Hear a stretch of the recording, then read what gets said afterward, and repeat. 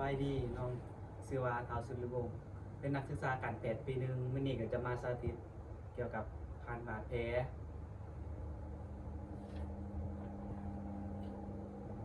ท้าวทวีสุขแม่นบ่โดยอายุ27ปีแม่นบ่โดย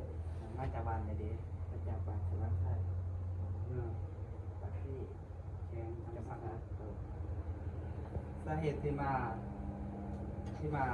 ห้องหมอสาเหตุ มีการโลดปวดคอ พาก่อนเด้อจากนั้นล้างมือหาขั้นตอน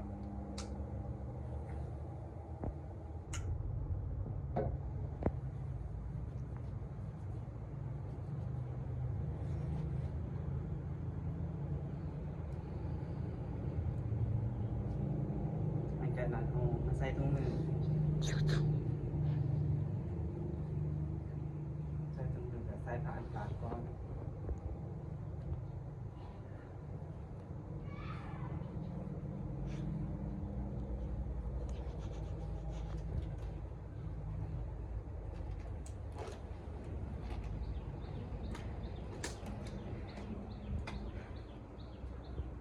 ถุงมือสะอาด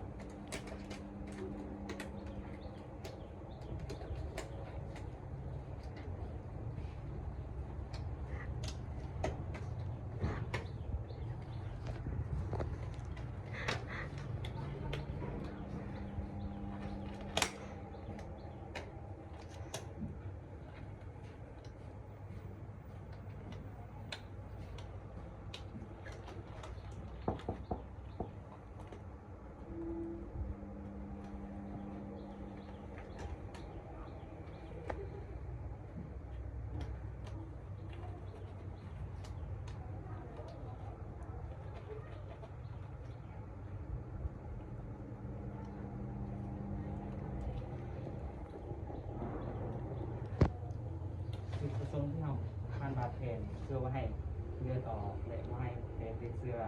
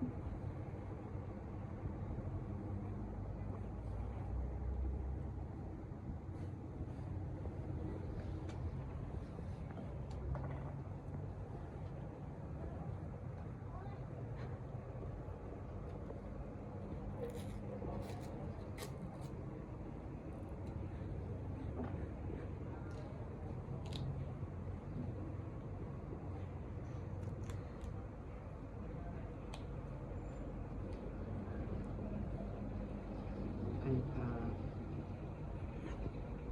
อย่างไรเนาะหลังจากที่ห้ามเกะ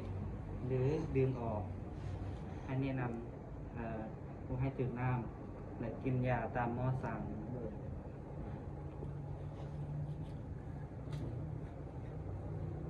หลังจากนั้นก็ถอดถุงมือ